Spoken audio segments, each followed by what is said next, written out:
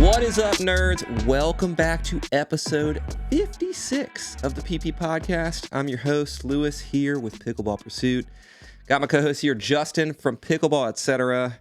We're just going real names today. We're not even All right. Not even going crazy, man. We're gonna keep Thought you were a new week, new name. Cool. Keep it cool. New week, new name. That was so good.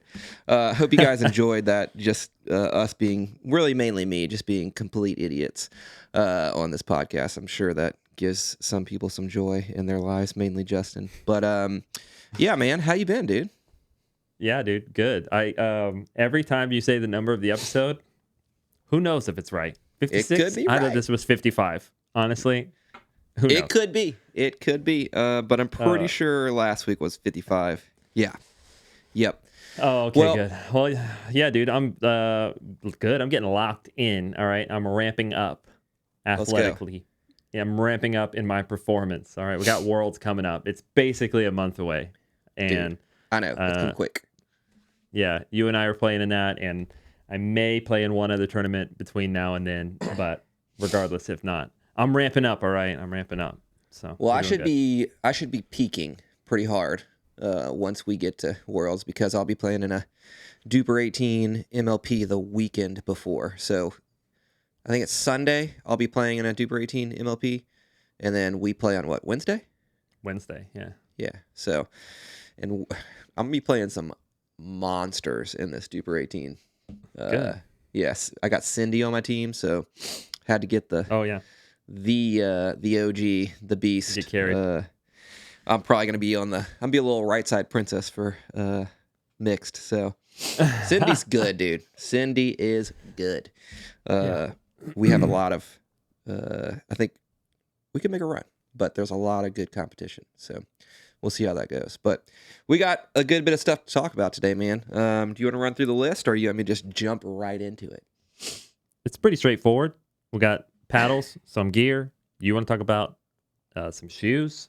We're going to compare the... People ask this question all the time, essentially, or versions of this question. We're going to compare the budget foam paddles, the $99 foam paddles, with sort of the top dog foam paddles, because it's sort of settled now, for a bit at least, who lands where. We'll get into our normal segments. New week, new main, maybe. You know, we got net gains. Lewis is going to tell us if he can ever get to 4.0 or better.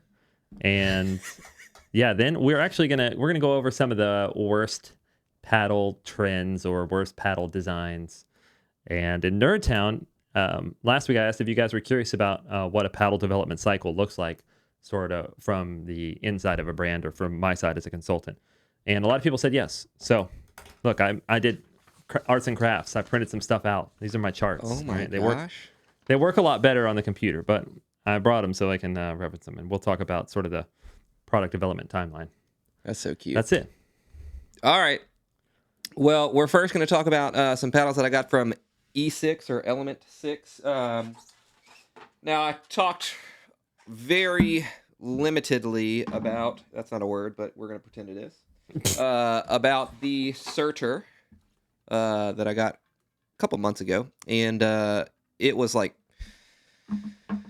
pretty beat up. And, you know, they finally sent me a new one, which is great, with their new Zephyr, which is going to be a budget foam paddle, similar to what we've seen with Vatic V-Core and Ronvis Ripple. This haven't hit it yet, but hybrid shape, and it is the same shape, obviously, as the Surtr.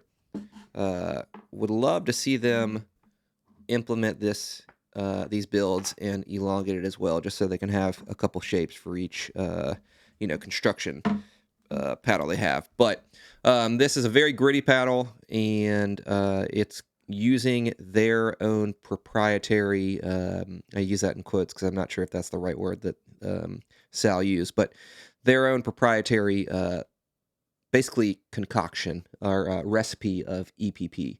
So it's not the, in their words, they said it's not like the same recipe that everyone's used from carbon, basically. So,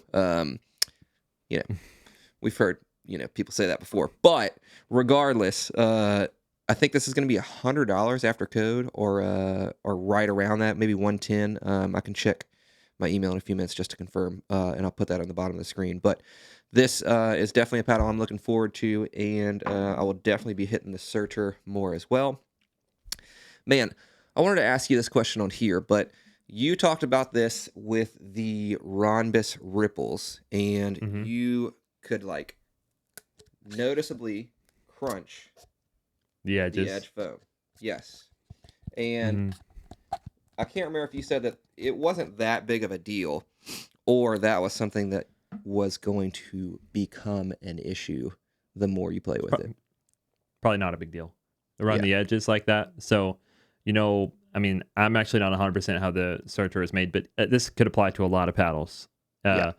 So there is the essentially polyurethane expanding foam. That's that open cell foam. That's the sort of yellow foam we're used to seeing around the edge.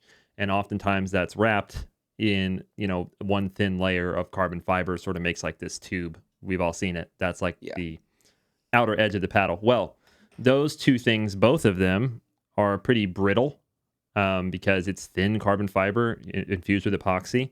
And the PU foam and polyurethane foam is just like a crunchy open cell foam with no rebound. So both of them, if you had them outside of a paddle, you could squeeze them and they would crackle pretty much because it's little cracks in the carbon fibers cracking apart in the epoxy, and then the foam itself crunches and crackles. So I assume that's what it is, you know, and you remember the ripples, the metal bones, and then other paddles that have used that same build kind of running as vertical bars in a paddle. Stringers, you want to call them that? Yeah. A lot of times those would crinkle and crackle too for a bit, but it wasn't like honeycomb where it would just do it infinitely. You could just keep pressing and hear the crackle. You would like press it, it'd be like crackle, crackle, and then it would stop, and you'd be like, hey, it's not doing it anymore. It's because you like basically crunch those little cracks, and then now it's able to flex. That's a big reason why those paddles broke in like crazy. Yeah. Is because, you know, the composite, the little carbon fiber tube was pretty stiff. Then you crunched a bunch of cracks in it, and now it's very squishy. Right. So it's probably not a performance concern, and it's probably something that if you went around that Surtr and crunched all the sides and kept doing it, it would eventually just stop making that sound. But I assume that it would make the paddle loosen up, break in, if you want to call it that. But just something interesting I noticed. Almost always with any new paddle that I get, I kind of do the little edge foam squeeze to see how, especially if I don't know the X-ray of the core. I just see if there's like a perimeter EVA foam or some other type of foam that kind of gives a little bit. So yeah, we'll be checking these out more and more. I've heard good things about this Zephyr, and then obviously we got kind of a cult following on the Surtr. So we'll move on, man. I was gonna say we heard a lot of things about the Surtr. It has I guess you put it good. I was gonna say there's a loyal group of keyboard warriors for the Surtr for sure. Cool. But hey, I'm not saying it's a bad paddle. I've only heard it's a good paddle. Yeah. But yeah, it's just funny how much if you say anything negative about it, oh boy, just be ready to get flamed. So yeah, speaking of flames, we're going to talk about the Luzz. This is the, wait, where did I put it? The Inferno? No, I'm sorry. No flames, guys. We're not flaming right now.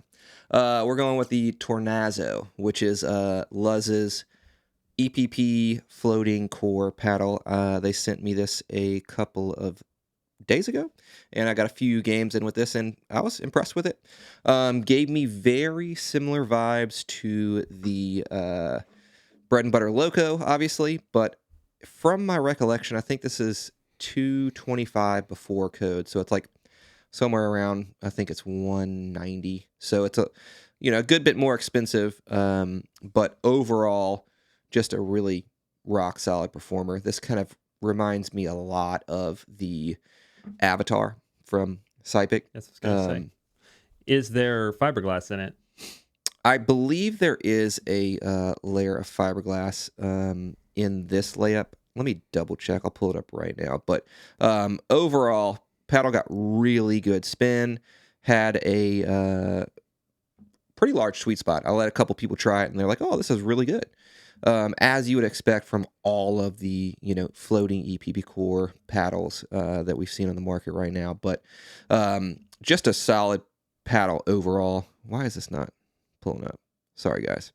But yeah, it is $229 before code for this Luzz Tornazo. I don't think that I would ever recommend this over the Canon, just because the Canon is $92. And it virtually performs equivalently. Obviously you're going to have in theory, more durable core with this EPP, but got that 1-year warranty on the Canon. You got that 1-year warranty. I think these might also be a 1-year warranty. Let's see. Do these have fiberglass? Well, that's the reason why I asked is because, we'll talk about this a little bit more later, but the Loco fiberglass and, the Avatar, not fiberglass. And then it feels that way. They feel similar overall, but one has more of the fiberglass pop, one has more of the carbon fiber plushness, if you want to call it that. Yeah. But yeah, anyway. So they just little versions. Don't specify in their description, but I have a sneaky suspicion that both the Canon and these Pro 4 paddles, the Tornazo and right? the Inferno, I think they all have a layer of fiberglass. Named Pro 4. Yes, sir. The Luzz Pickleball Pro 4 Tornazo carbon fiber paddle. Oh, I'm disappointed. Yeah. But no, man, that's a great name. First people to ever think of it. I mean, I get it. Naming paddles is not easy, but it's not that hard. I'm over here taking notes because later we're going to get into our, worst paddle trends or our least favorite. Yeah. As we're going through the show, I'm taking notes about things that get on my nerves. Yeah. Overall, great paddle. Good performer. It just, if you compare it to the Locos, the NFs, the V-Sols, the Quantas, I would recommend all of those over this, just because they perform similarly enough and or better price, better prices. Yeah. So a really good performer though. Like, I think this is a legitimately top tier performing paddle. So we're gonna move on to the Gherkin Wraith, which I only got a chance to play with the H. Have you played with these yet? I know you've been busy. Yeah, no, I did. Well, and the Untitled, which is roughly the same and feels very, very similar. And I put more time on. This one I'm holding up is nice and clean because I haven't played with this one. This is like the just standard clean shape, just the one I grabbed. But I played with the H, and then I also played with the Untitled a bit. So yeah. Yeah, I played with the H, and I played. This is my second play session with this. I played with this for 2 games and had to put it down just because it really did lack a good bit of forgiveness and stability. I felt like the sweet spot was a little narrower than I wanted it to be. So I'm going to try the S and see how that performs. But with this shape, it's 16.2, I believe, by 7.6 inches. So it's leaving a good bit of room, and it tapers from top to bottom corners, which is pretty substantial taper. I think it's 7.4 inches wide at the bottom corners. 7.375 inches wide, which is very thin for a hybrid. Yeah, the S shape is I like actually better than their H shape, and the handles the throat feels a little bit better, so the handle in the S actually feels a little bit more comfortable than the H. Yeah, but this is definitely the shape I want to try more of. I think this is a really sharp looking shape, and I think it's going to perform better overall. And it's not that drastically different, I think the 0.2 inch drop, but in terms of length, but you actually get a full 8 inches wide is more, desirable in my opinion. If you're choosing between these two. Do you remember the Nightshade, what that played like? Oh, yeah. This kind of actually reminds me, I think I said this before, but sort of a modernized Nightshade, which was their 14 millimeter large cell core, 10 millimeter cell core with CFC layup. This is 16 millimeter with 10 millimeter core cells, so large cell, and then CFC layup. And then there is some additional cutouts in the honeycomb with EVA. So this just kind of I feel like it retained the same amount of power and more than the Nightshade. It may have dialed back the pop a little bit, but the forgiveness and the feel is a lot better in my mind. Yeah. Probably just because it's 16. But yeah, this paddle, and the more I played with it, the more I realized it kind of has like the sound of a Gen 3, but I actually think it kind of just feels like a Gen 2. Yeah, it plays I need like to a play Gen with 2 it paddle. more. I haven't really developed my thoughts on it just because the first experience I had playing with it was good. The second experience I had playing with it was not good. So I need to give it a couple more tries just to like really dial in feel, number one. Number two, how its firepower compares to all these other Gen 3, Gen 4 paddles. And just see how they stack up, to things on the market. Yeah. But it was definitely a paddle I was excited about. It's a stiffer kind of feeling paddle. Yeah. It was one of the three that I used last session, the one I was most excited to test more of.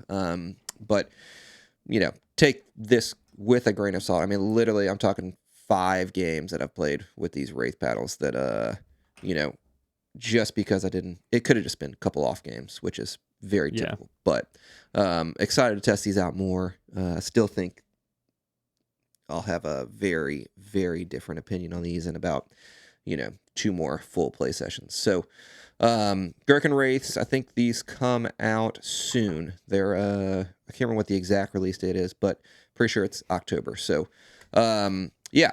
Anything else you want to add with the race before we move on to No, I think if you want to, next time you're going to play them, it might be interesting for you to bring a Chorus Phoenix alongside. I think they kind of fit in the same niche. They both have that sort of feel and sound that's between Gen 2 and Gen 3. Yeah. But the Wraiths at 16 millimeters are definitely softer. They're still stiff paddles, but they're softer and more forgiving. And the Phoenix is more poppy with more firepower. But I still think they sort of fit the same niche. The same type of person probably likes both of them. Yeah. All right, we're going to talk about the $99 foam paddles, which is the V-Sol Pro and Power, as well as the Quanta from Rhombus, versus we're going to just do the bread and butter Loco and the J2 NF. And I'm also very quickly, what you got? Well, you said that, but I brought one more. We'll do the Boomstik too, yeah. Because I consider these I was thinking about doing that, but I was, top dogs. Yeah. In the foam paddle. In the floating core space, these are the top dogs to me, personally. And I think that's kind of settled in. Touch on this because the Luzz, Canon's very hyped right now.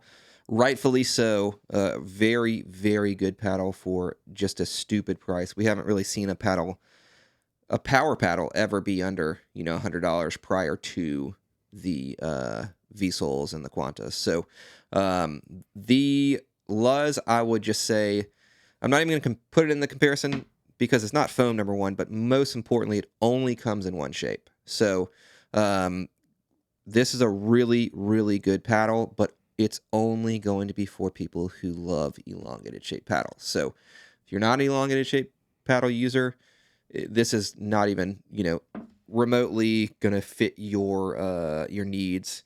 And there's plenty of paddles that are close to the price in different shapes that are going to be better for you. So if you are an elongated shape player, I think it's one of the better elongated shape paddles on the market. So let's go ahead, jump into V-Sol and I almost called it V-Core, and the Quantas versus the NF Loco Boomstik. I have an idea.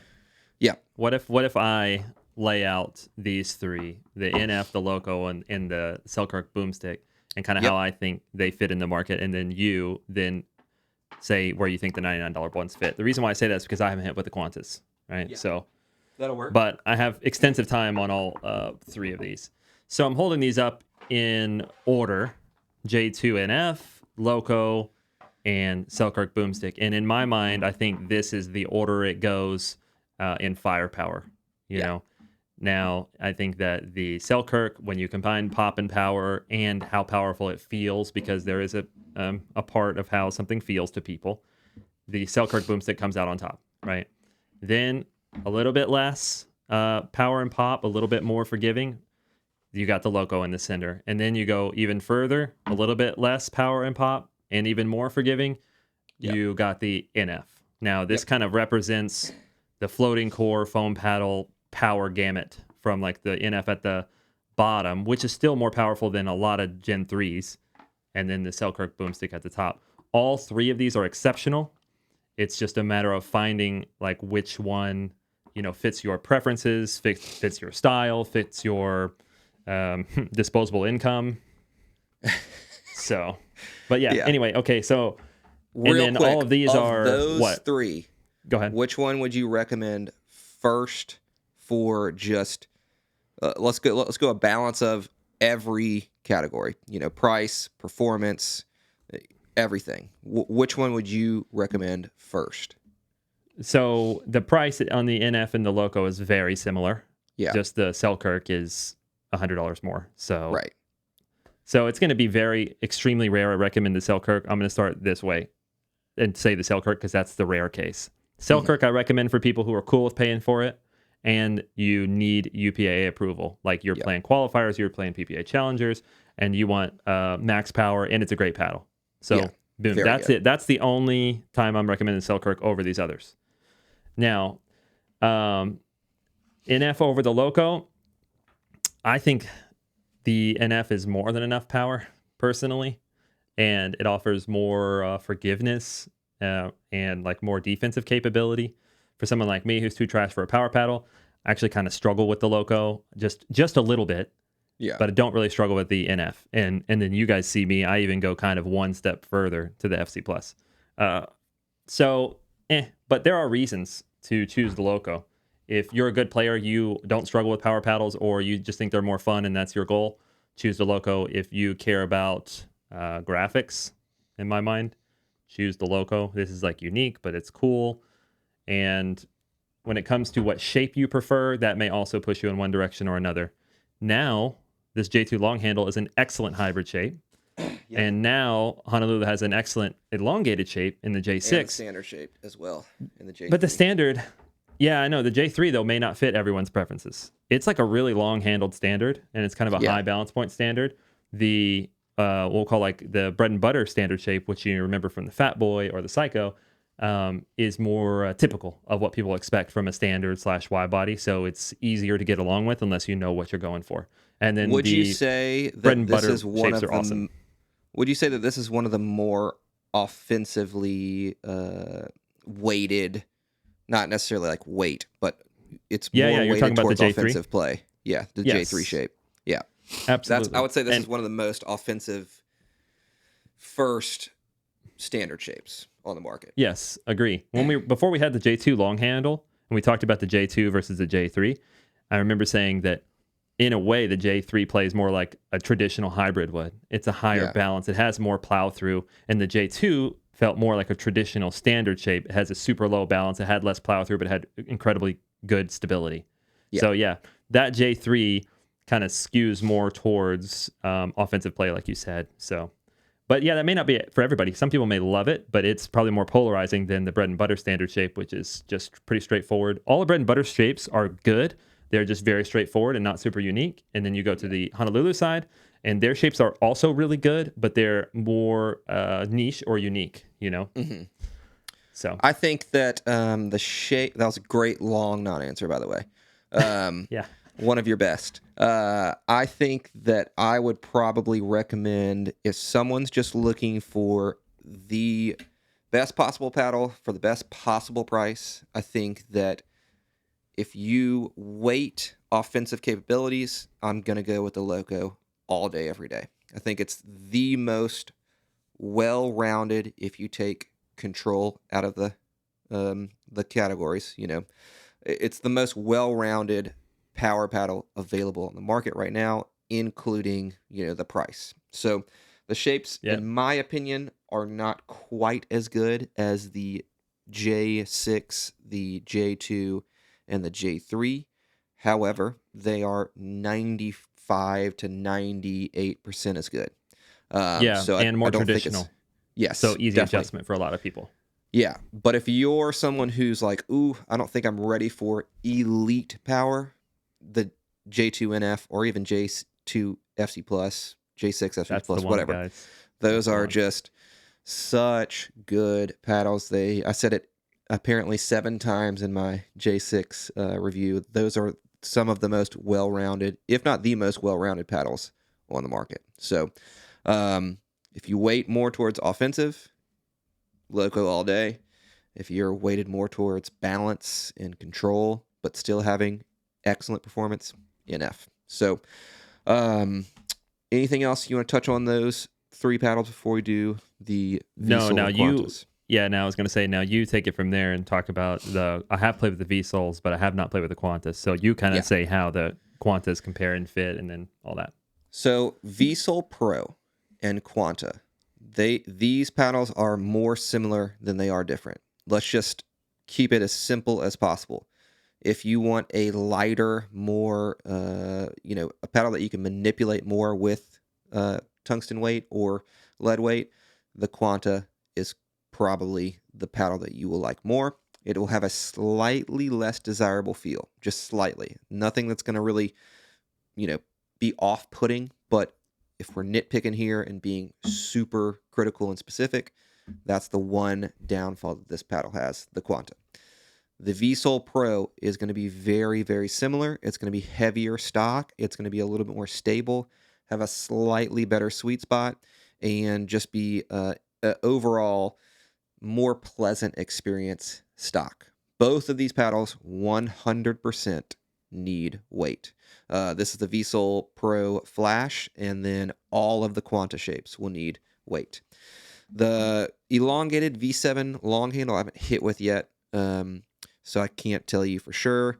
The short handle is shockingly pretty stable, but that goes in line with a short handle elongated shape paddle. They usually have a little bit higher twist weights than a long handle, but the standard shapes, I think the Bloom is the better shape. So the power from V-Sol, the V-Sol Power is a softer feeling V-Sol Pro. Everything else is almost identical, except in my playing experience, it had a more exponential power curve, whereas the V-Sol Pro was a little bit more predictable. The feedback was very consistent, and I just felt like I knew how much power and pop was coming off the paddle, whereas it was a little bit less predictable with the power. Excuse me. I have a theory. Yep. About those. It's not really a theory, but people have been saying softer, stiffer, whatever. I think to me, the best way to describe the V-Sol Power versus the V-Sol Pro is the V-Sol Pro definitely feels more hollow and you feel more vibration. Mm-hmm. The V-Sol Power feels more dense and more dampened. And that really dampened feeling, sometimes people really love that. Sometimes people really don't like that, for exactly what you just said. You can't always feel exactly what the ball is doing. So I think that's where the unpredictability maybe comes in if you're not dialed into it. But I don't think it's actually that exponential or logarithmic. I think it's just sometimes you don't feel it as much as a paddle that maybe vibrates a bit more. But again, like I said, some people would love that. Did you feel that the Powers had more pop and power overall, more firepower than the Sols? Or the Pros, excuse me? So I thought the Powers had once. By the way, I played Blooms on both of them. I think that's the best shape, and then I weighted them the same. I thought the Powers after the weight and after I got used to them had more power, but a little bit less pop. But it's perceptibly less pop. I don't have a radar gun here. It's just that the feel was softer and more dampened, so it felt less. Let's call it jumpy than the Pros, which are more bouncy, sort of hollow trampoline feeling. But everyone's saying stiffer and softer. I found them both to be equally stiff.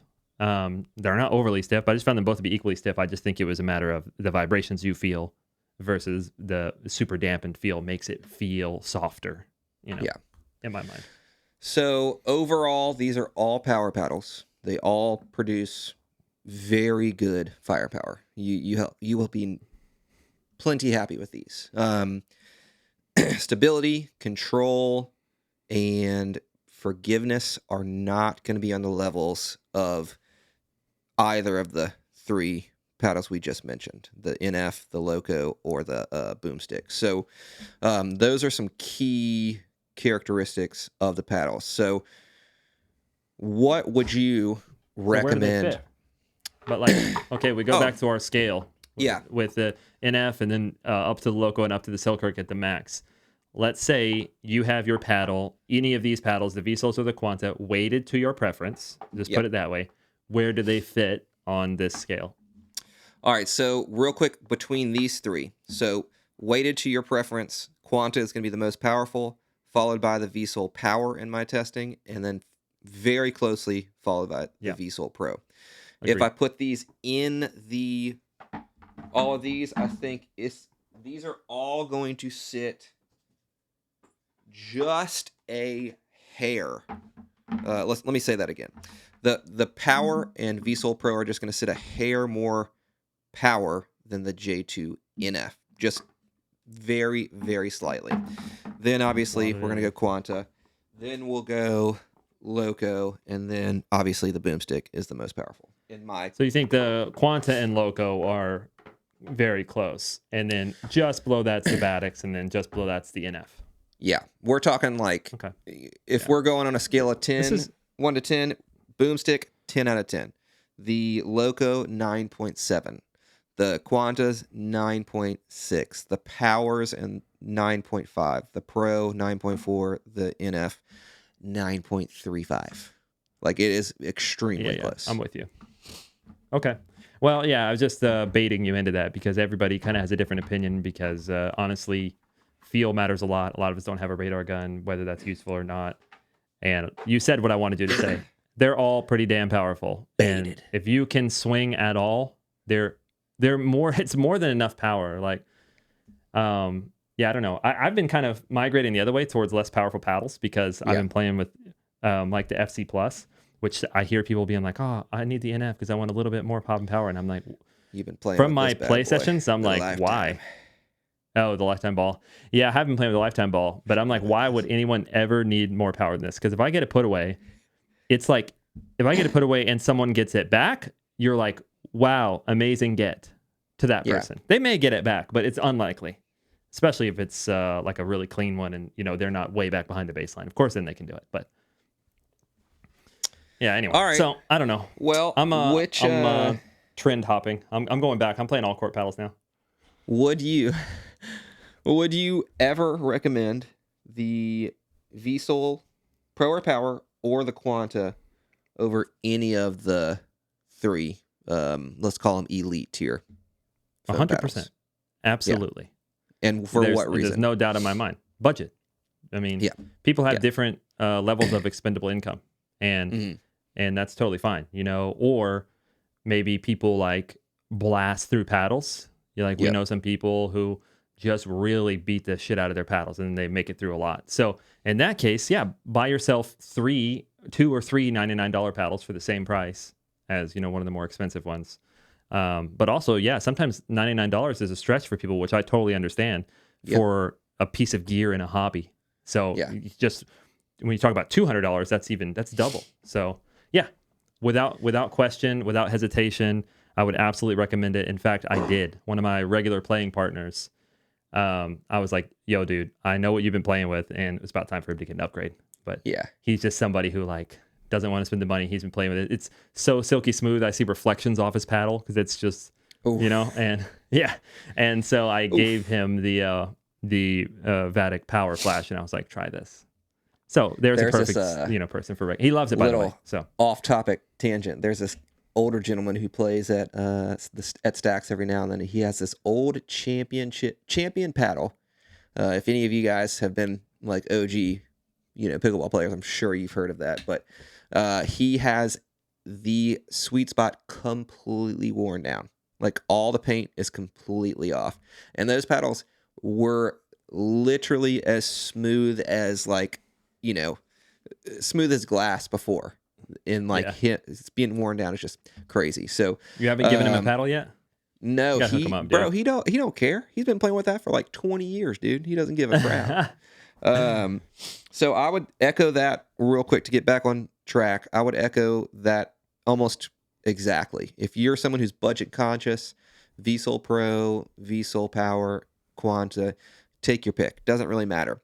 If you're someone who is kind of a advanced player and you're looking for really that extra, bit of performance or a shape that is more in tune to what you would like from it, I would check out the Loco, the Boomstik, the NF, because I do think that the shapes from those three paddles Yes. are better for advanced players. Yes. If you're someone who's 3.5 and below and you don't care about getting better, you just want a good paddle and have fun with it, bro. Maybe the NF I would recommend, but VSOL Pro, VSOL Power, Quanta all day, especially if you're okay with adding a little weight. So, yeah. All in all to say, to kind of bring everything full circle, they are 95% as good as the most elite paddles on the market. Just, it's really I would up probably to say you. 90%, but yeah. 92.5. Nitpicking. 92.5. Yeah. Let there us are know in the definitely a few comments what downfalls, but arbitrary percentage rate yeah. you would say. Well, what percentage would you say the VSOLs are in terms of being equivalent to elite paddles? So we're going to move on, I think, unless you want to add anything else. All right. No, dude, we harped on that for way too long. We honestly. killed that. I think we Bad beat that podcasters. down. But yeah, we are good at talking a lot about very little. Good Lord, I can't talk. All right, we're going to move on. Sneak peek, baby. We got some new shoes from Franklin. These, oh gosh, let me look at the name of them real quick. They are going to be $129. They're coming out October 8th, and they are called such a bad podcaster. Where is it? You're pretty bad. Anyway, we'll find it later. ACV Pro. That's what they're called. ACV, I wonder what that stands for. Yeah. I don't know. But so I'll be perfectly honest, guys.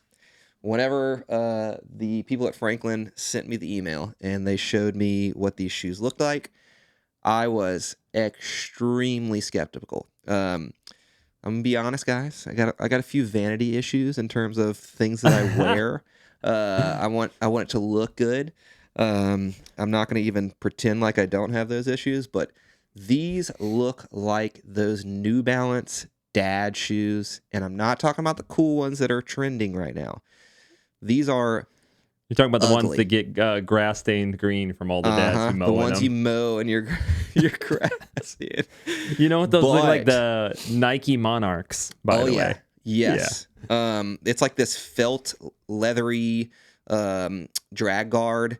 Bro, that's called suede. Suede, baby, whatever. Are you Felt sure leather. you don't have them? You don't have them, bro?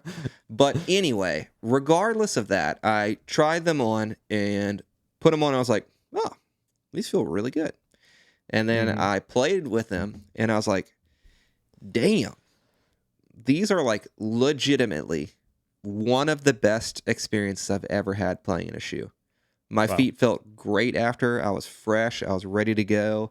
They were super comfortable, great traction, very breathable. I felt like they performed very well. I wore the next day my Mizunos, and I preferred these over the Wave and Force, which is crazy because I love the Mizuno Wave and Force. And man, Justin's going to get these, and we're going to dive in deep on these. When I say we, I mean like them so much that I was like, all right, try to get me some ugly shoes. Yeah. I'll do it. Let me know, guys. Do you think these are good looking? Everybody could get fixed by a different colorway, as in different materials or something, maybe. Yeah, everybody at Stax was like, oh, they're not that bad looking. They were like, your Mizunos are worse looking. I was like, what? No, those Mizunos with the little shark teeth in the bottom are pretty ugly.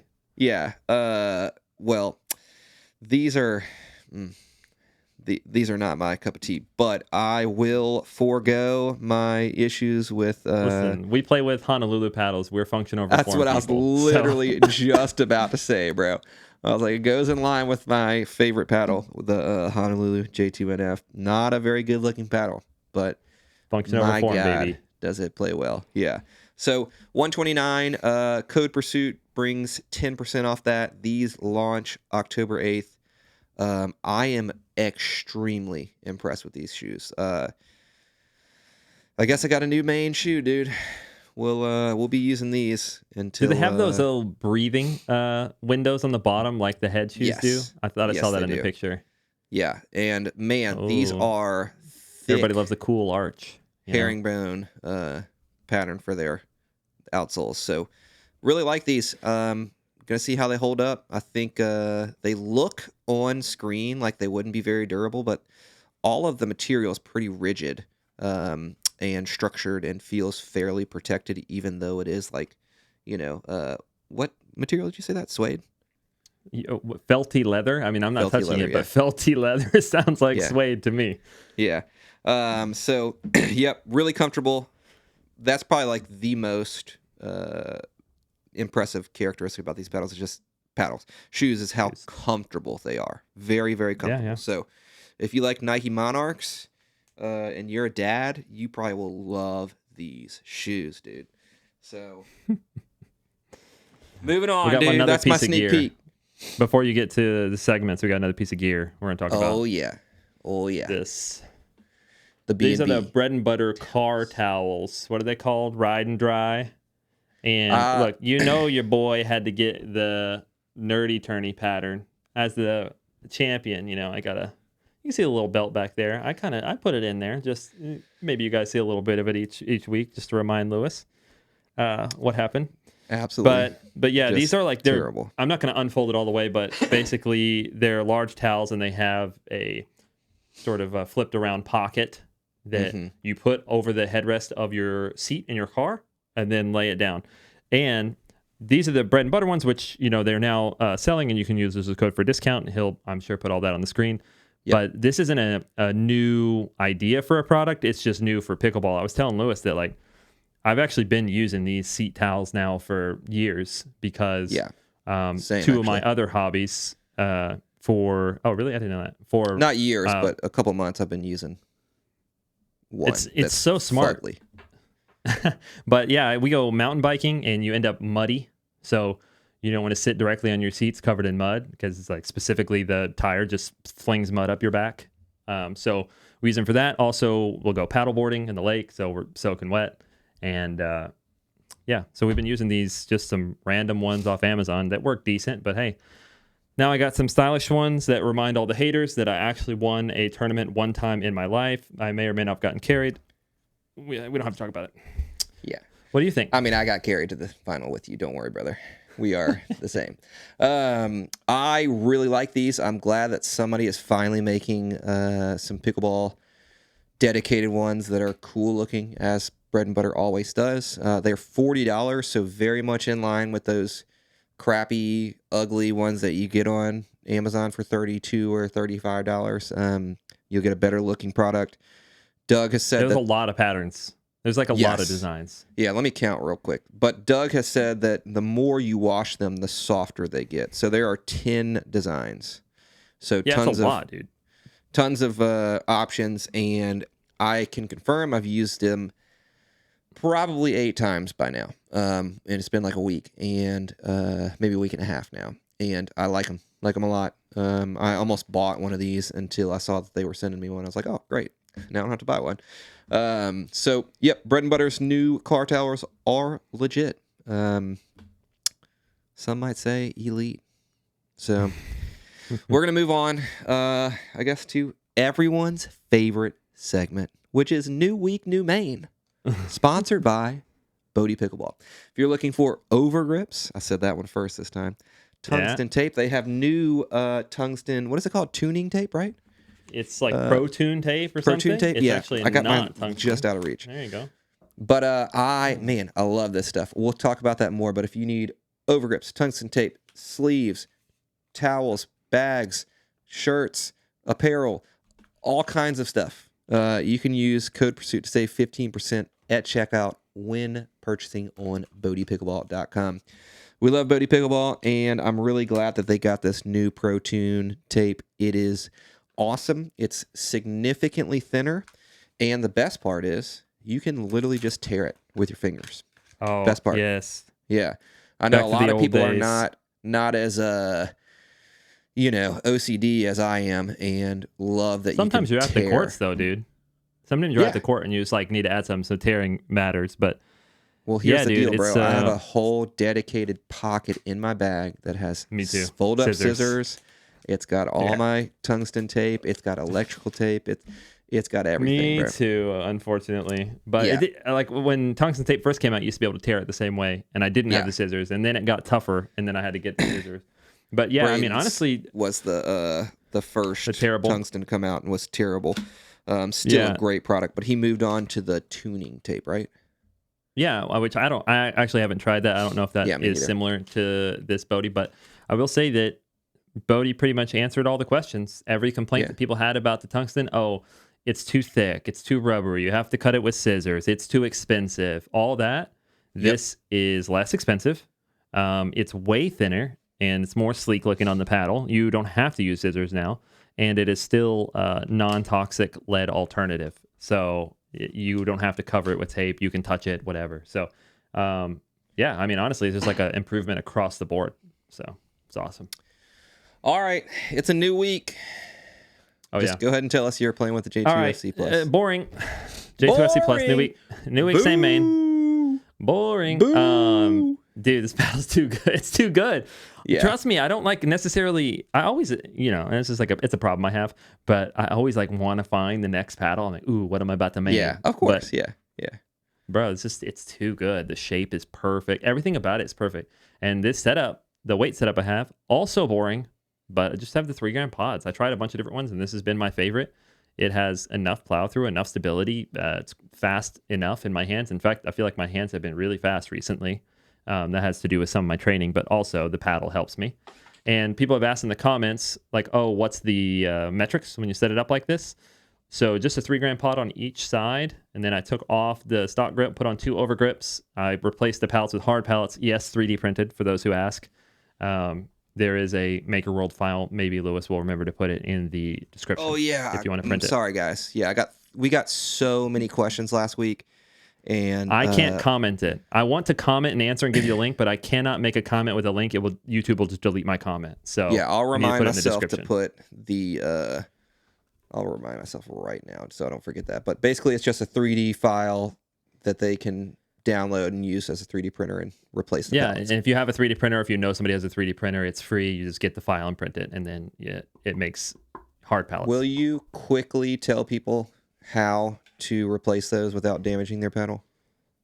Oh, yeah, sure. So, first thing you'll do is unwrap your stock grip, the base grip that comes on, and then the butt cap you'll see is like a plastic piece. And there are different places online that show you how to remove this. If you go to Slice, they make the Slice caps. They have a whole video about how to remove your stock cap and put a new one on. So it's the same procedure. Basically, you pull off the grip, you see this, there are staples, usually 6 staples that go in like this, and then you just get under there with a screwdriver or something, pop out the staples, pull the butt cap off. Then you'll notice the paddle has what we call pallets. They're glued on each side, and that's what makes the octagonal shape with the bevels. And stock on these paddles are they're squishy black EVA foam. And you need to just essentially peel them off, but be aware they will tear and leave pieces on there. So it's kind of easier if you have a razor blade or something, you can get under there and kind of cut at the adhesive and then peel it off and keep it clean.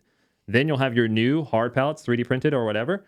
A little bit of super glue on the handle, pop the pallet on there on each side.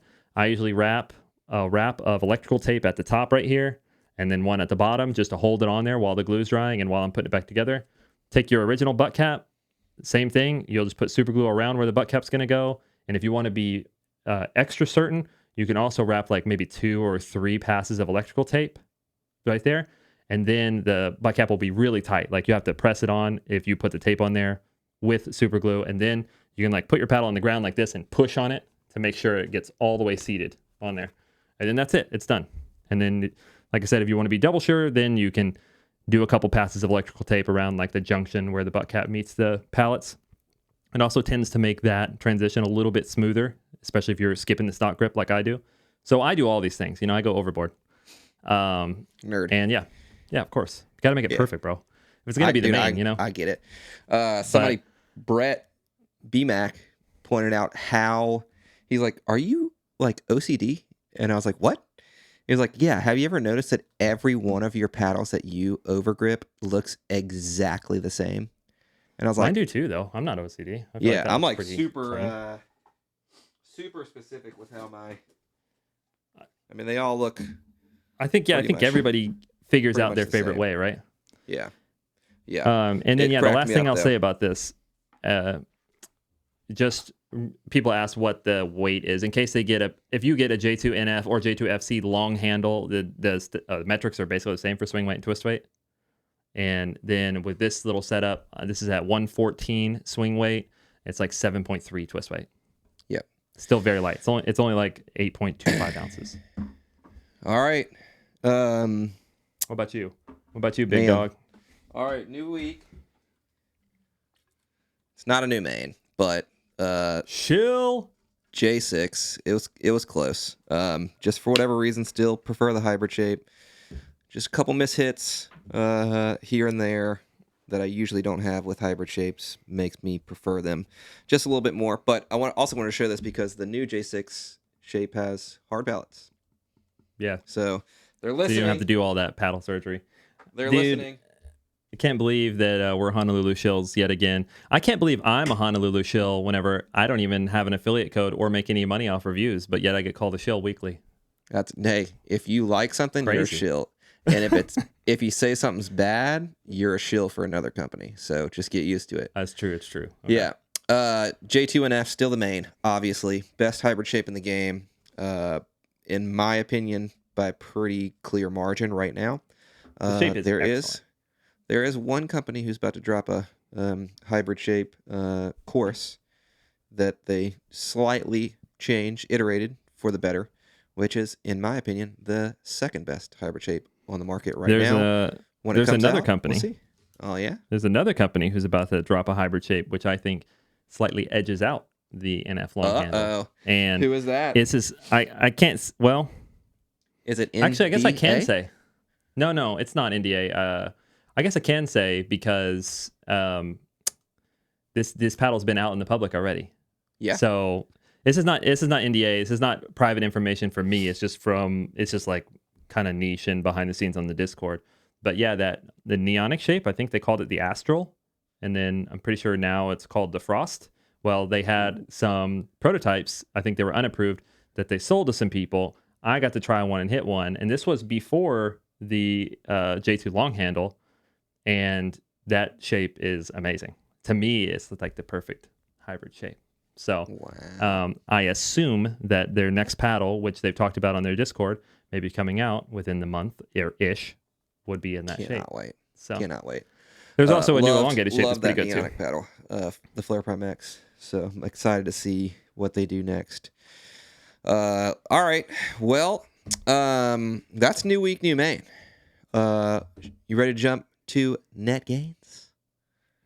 Yeah. This is gonna be a That's quick all one. you, dude. Super easy, super quick. Just when in doubt, when you're returning, just return straight in front of you, especially if you are unwinding a stack. So we'll talk very briefly why this is kind of the smarter return.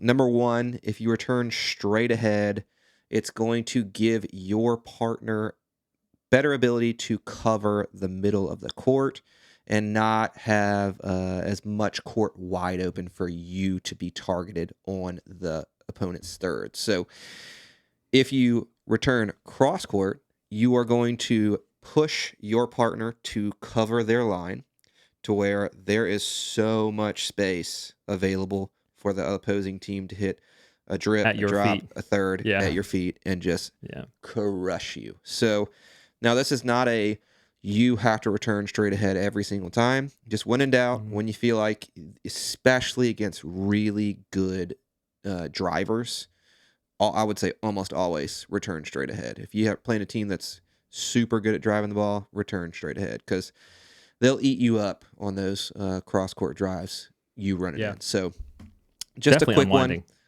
Definitely 95% of the time. If I'm unwinding, 95% of the time I return straight ahead. The only time I don't, the other 5%, is if the person straight ahead from me has amazing thirds and their partner has crap thirds, then I'm like, okay, then it's worth going there. But usually, regardless of whose thirds may be slightly better or who we might be targeting, I always go straight ahead. Yeah, lets your partner cover you more, and then they have less chance of getting burned. You have less chance of getting burned. I don't go like hard up the line, but just right at the body of the person in front of me. Yep.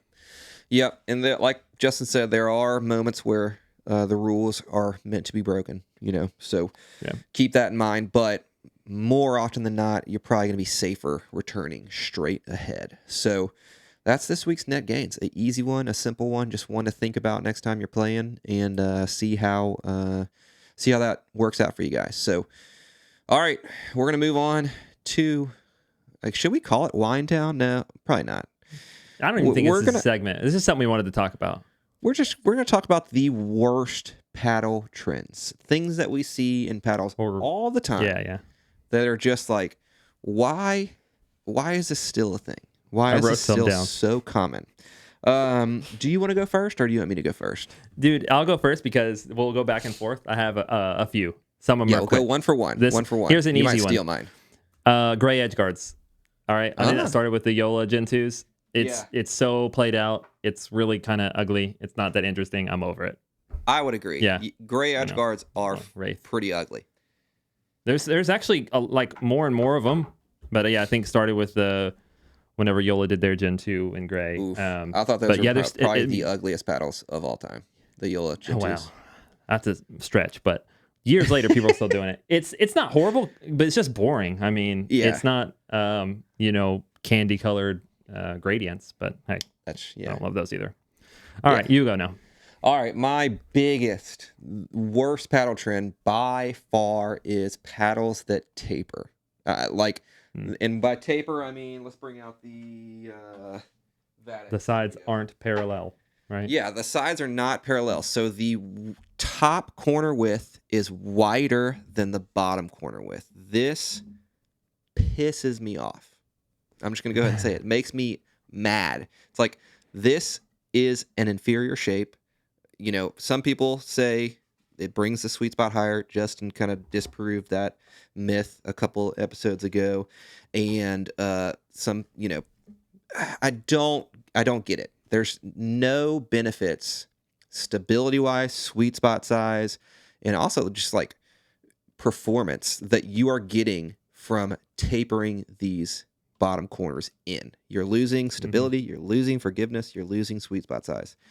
Hate it. And when you try to add perimeter weight, it is less effective because it is a more narrow width. So this is a smaller part of your biggest pet peeve, which I thought you were going to say and then go into it. But just when paddles don't use the full dimensions, like this is one way that they're not using the full dimensions.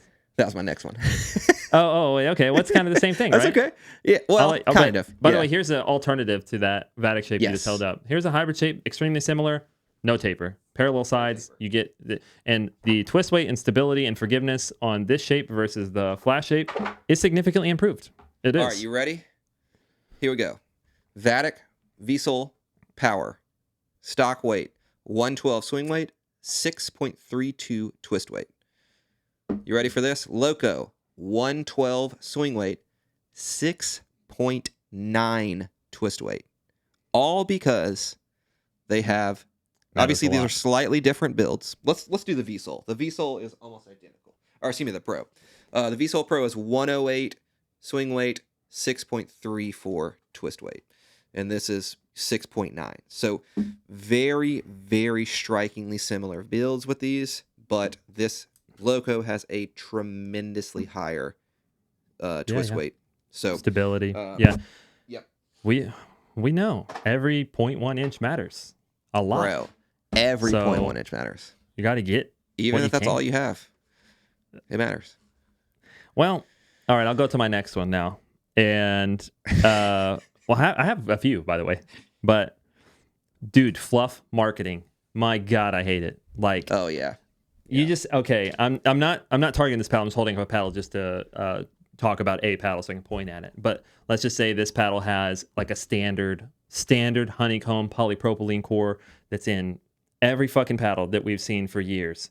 And then all of a sudden it's like a proprietary polymer power core. I'm like, dude, are you serious? And then it's a TPU edge guard. Hey, it's actually a commercial countertop edge. This is just to keep you from getting cut. Oh, but no, it's a flexible edge power forgiveness band. No, dude, it's not, you know?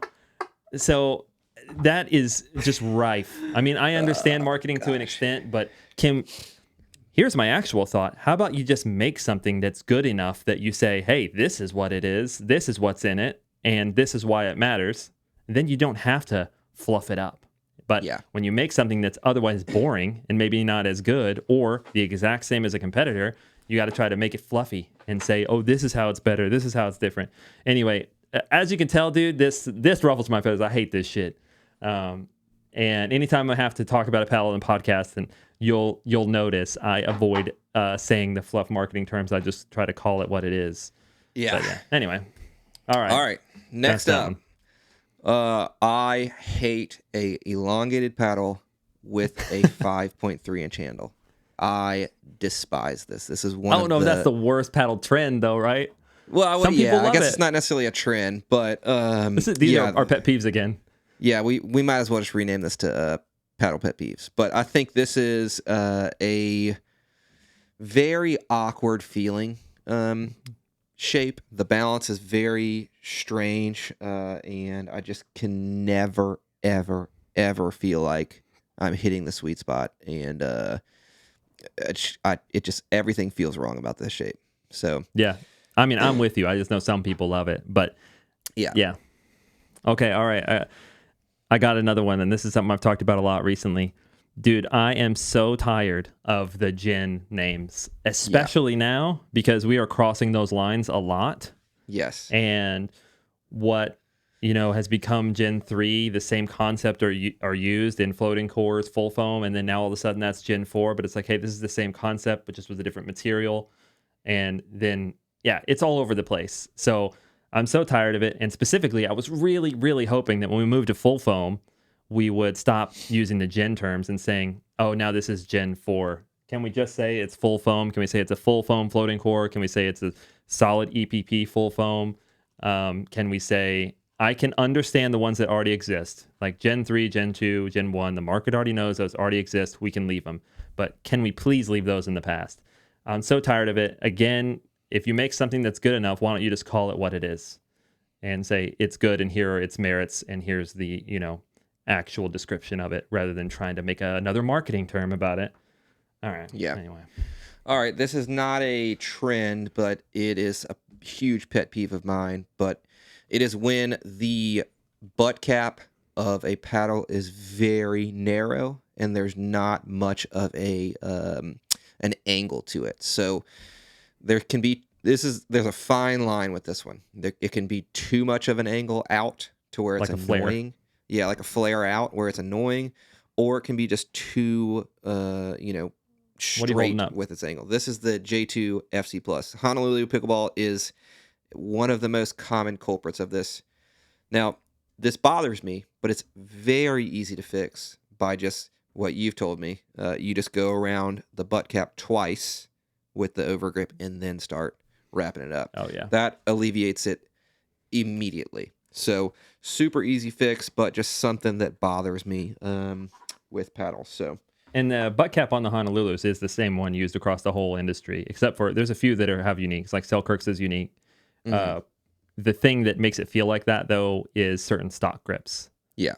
So like I noticed this also with some of the Body Helix paddles. They have this like really, really great stock grip, super padded, very grippy. But because it's kind of thicker, when it overlaps itself right above the butt cap, it can make the flare of the butt cap feel less pronounced. Very much so. This is another great example. Yeah, you can fix it by, like you said, wrapping an extra pass of the overgrip before you go up. Or like what I do, this is another reason why I do this with the Honolulu, same thing you just said, is I just remove the stock grip and then I do two overgrips, and then on the last overgrip I do an extra pass around the butt cap so I get a little more flare. Because I hold my paddle like basically like this, like the butt cap is like in my hand. Yeah. So I like it to have be a little bit bulbous. Just it's not even a feel thing. It's like I feel like the paddle slips out of my hands more if I'm like sweaty and there's not a pronounced flare to the butt cap. So yeah, it's it is a performative thing. You know, it's Yeah. not just feel. That's really all I got to whine about in terms All right, I of got one last paddle one. Just a trims. quick one. And you'll notice, like, I didn't mean to do this, but I keep coming back to the same theme here. Here's my last pet peeve: copy paddles. And like, dude, I know because I work behind the scenes, it's not that hard to make a couple changes and hopefully improve a paddle. So I get really annoyed when I see paddles come out that are like legitimately exact copies of something else. Just make a few iterations. You don't have to reinvent the wheel. I understand that. But take your time. Maybe order a set of samples or two and iterate and take an extra 3 weeks. So that really bugs me. Again, I guess that goes back to make something good, just tell us what it is, and let the performance speak for itself, which is what I've been saying about all these. But yeah, I get it. Or it's my own pet in peeve. some people's cases, make it a better value proposition. This is a copycat paddle, quite literally. But the power core is their proprietary. No, you're right. That's fair. That's you now are occupying a different part of the market in a way. Yeah. If you sort of like you change the value. But yeah, I mean, I still would love to see. It's just me. This is my pet peeves. I like performance and I like R&D. So make it a little bit better. It's really not that hard. Yeah, it's not. So it's not. Keep Make pushing the market a couple of forward. changes. All right. Well, we're an hour and 10, so let's jump into NERDTOWN, baby. You want to skip it? No, let's go, baby. Or do you want to skip it? All right. I mean, I don't know. We can give all the listeners podcast blue balls and then just come back to it later, or we can just skip it. You know what I mean? Or we can do it. Let's go for all it, right, man. let's do it. Why Let's not? do it. Let's do it. Why not? Tease them a little, so look, I told you guys I did some arts and crafts. I did some printouts. This is my little sheet that I use. It doesn't fit on one page, so I had to go get the glue stick. Anyway, I'm not gonna make you go through the whole Excel sheet. I just wanted to kind of show the concept. This is called a Gantt chart, and like over here, it lists basically the different steps along the process. And then you won't be able to really view this, but essentially these are months. And then each of these little bars is like 1 or multiple weeks. So as you go through these processes that are sort of in order, you say how long you expect they will take, and then you even see some of these are overlapping. Like you're able to do some stuff at the same time. From here, ideation all the way to launch. Anyway, so I sort of use this as a guideline whenever I'm helping clients and we're starting from, I'm not always starting from ideation and creation, but I actually am pretty often these days. A lot of the designs are my idea or a conglomeration of my ideas and their ideas, and then I create the what are you smirking about? Already yawned. Oh, classic. Sorry. That's the middle of the day, by the way. Yeah. We used to record in the 1:19. evenings, so you had way more of an excuse to be yawning. So no excuse this time. But yeah, so a lot of the designs I do these days start, from the concept, and then I'll make the CAD design, and then we'll, go from there and talk to the factory and everything. So I'm going to just kind of run down this list. And if this is the order of operations, and if there's anything interesting, I'll sort of go into detail. But just to let you guys know, like all the different kind of steps, and these are the most basic versions. And this is assuming everything goes perfect. Like you have to build in cushion because things don't go perfect. Sometimes things takes twice as long. Sometimes something gets lost in shipping. There's a lot of things that can go on. So number one on this list is market research, which it says ongoing. You have to know what the market has currently, what people want, where you need to compete constantly. And then ideation and conception, that's what we just talked about. That's usually in concert with the team at the brand, whether they have pros who want something different, or just the actual people who work there, or if they hire a consultant like myself and say, hey, we want you to tell us what's the best and what can fill out our lineup. Let's see. Then the figures and plans, that's the CAD files. I've learned that communicating with these factories in China can be kind of difficult. A lot of them do have people who have English on staff, but you can't mistranslate millimeters. So if you're able to create the plans that have the CAD files and everything built in, and they're able to use those directly on their machines, whether that's building molds or using it on the CNC or any number of things, you eliminate the chance for miscommunication. So I've been doing a lot of that, of course. And then after making the plans, that's whenever we go to approval, meaning approval from the brand, but also you need to talk to the factory and say, hey, are you guys willing to take this on, especially if it's something a little bit different? And you have to get them on board to, ideate and make new things. Then you will get basically rounds of prototype production.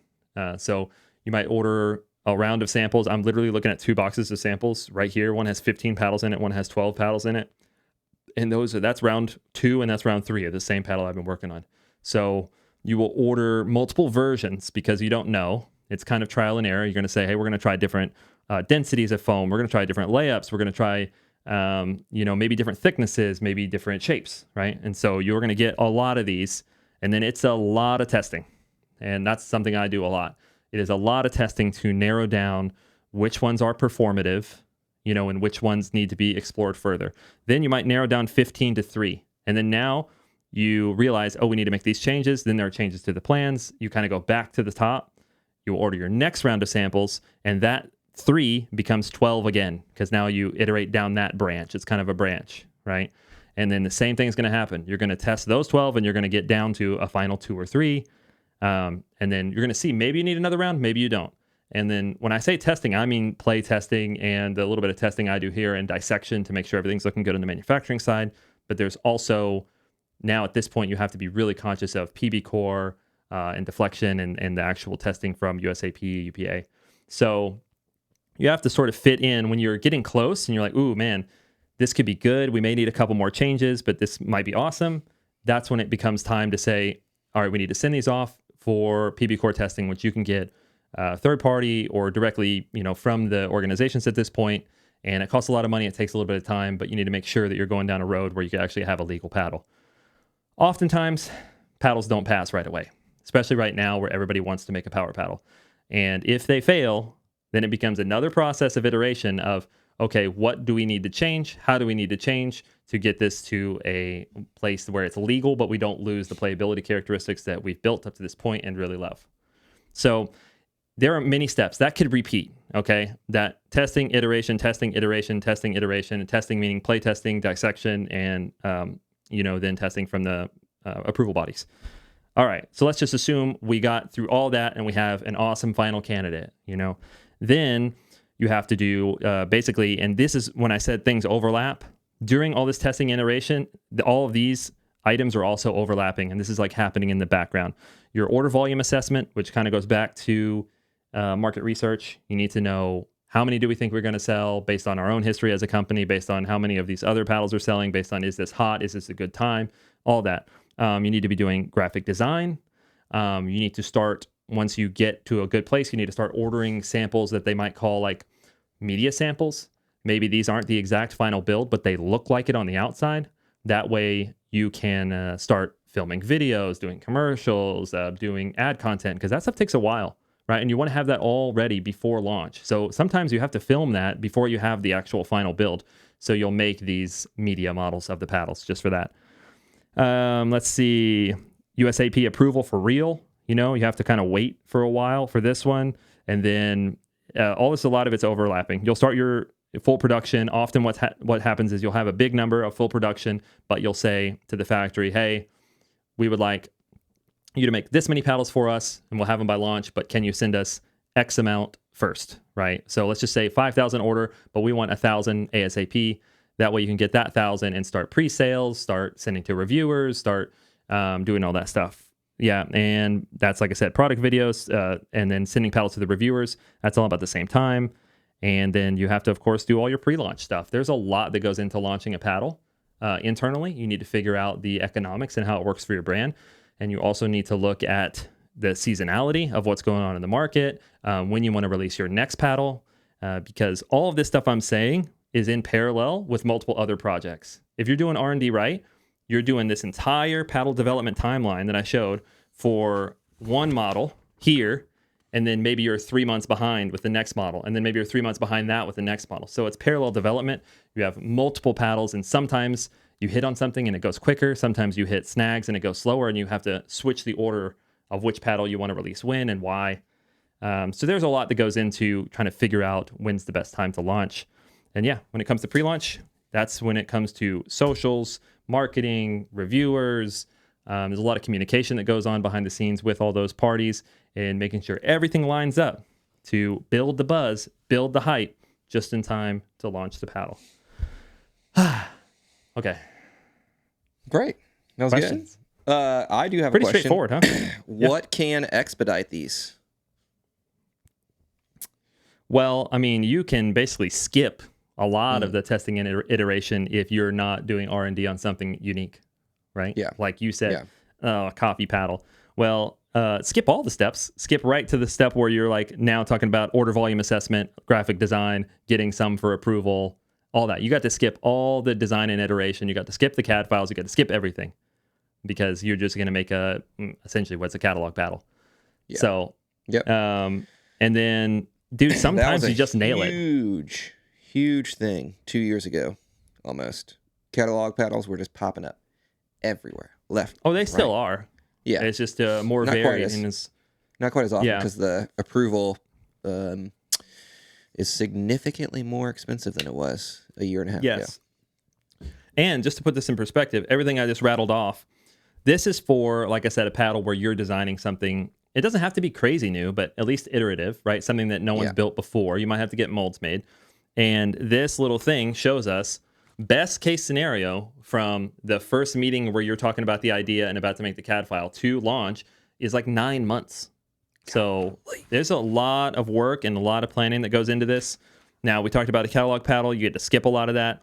It still might be 4 or 5 months from whenever you say, okay, we're going to do it. And then you're going to place your order. You're going to make the graphic design. You got to get the testing. You got to get the reviewers and then launch, 4 months later, maybe 3 months, I think is probably the fastest you could possibly do it because the ship times aren't short either. We're talking about paddles produced in Asia. This changes a little bit if we talk about produced in the US or other things, but this is kind of the standard timeline. Anyway, I hope that was interesting. Felt like I just clocked back into work. Whoops. Yeah. Yeah, well, that was good. That was insightful. I, as someone who has kind of been privy to all this information, knew, like the 30,000 foot view of this, but not like the nitty gritty details. So it's very interesting. This is still the 30,000 foot view, right? But I mean, like that's the 30,000 foot view of the nitty. That's really the nitty gritty view of what you usually tell me. So, but yeah, this is my work. This is what I do. Basically, everything on this list. Work. Yeah, a lot of work. Justin will sometimes I'll call him and it'll be like 5:30 at night, and he'll be like, "I'm like, what are you doing?" He'll be like, "Oh, I'm just on CAD designing a paddle." And I'm like, "Bro, it's 5:30. Like, what are you doing?" You're like, "It's a good time to work. I'm in a flow state." Yeah, exactly. I was gonna say, here's the thing, and you can talk about this to being somewhat self-employed. Of course, I have obligations. I have things I got to clock into, clock out of. But the thing I've loved the most is there are times when I feel brain fog or whatever, not feeling awesome, and it might be 11 a.m. and I'm like, okay, then. I'm chilling for a while and just recharging. But there are times, this happens often, where it's 7 p.m. I just finished up dinner and my brain is just going. I'm like, all right, I'm going to the office. And then I'll just like hammer out some work and get some stuff done. But I feel like that, I feel like I'm honoring myself in that way that like when I'm feeling it, I go for it and I like go all in and get a bunch of stuff done. And I utilize my brain's little productivity feeling. And when I'm not feeling it, I'll take a break. And I think that is honestly key compared to my 10 years at a corporate job. That is key to keeping you from burning out, which you don't 100%. Have that choice when you have to clock in and clock out and just, grind. Anyway. Yep. It is definitely it's not all, sunshine and rainbows being self-employed. So don't get that twisted. It's hard, but it's also incredible. So, wouldn't change it for the world.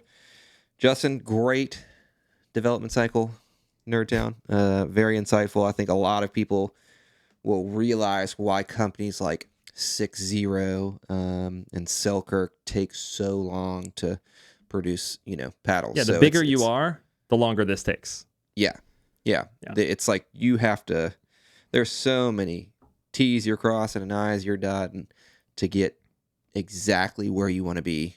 In a pretty risky, move. Making a new paddle is not guaranteed to, be a glamorous and successful, launch. So intriguing to see all the extra work that goes into it. So, all right, we're an hour and 20 minutes in. Let's get out of here.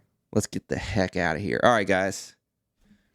Thank you for watching episode 56, right? Maybe. Could be. Who could knows? Be 57, could be 54. Who cares? Who gives a we only care when it's 100. But thank you for watching this episode of the PP Podcast. I'm your host, Lewis, with Pickleball Pursuit, here with my co-host, Justin from Pickleball, etc. Until the next one, if you have any questions, comments, or topics you'd like for us to cover in future episodes, always be sure to drop those in the comment section below. I think we should do a Q&A soon. We've got a lot of questions that we haven't answered in a long time. So if you are interested and you made it this long and you have a question you want us to answer, hit that in the comment section below, and we'll see you next time. Peace.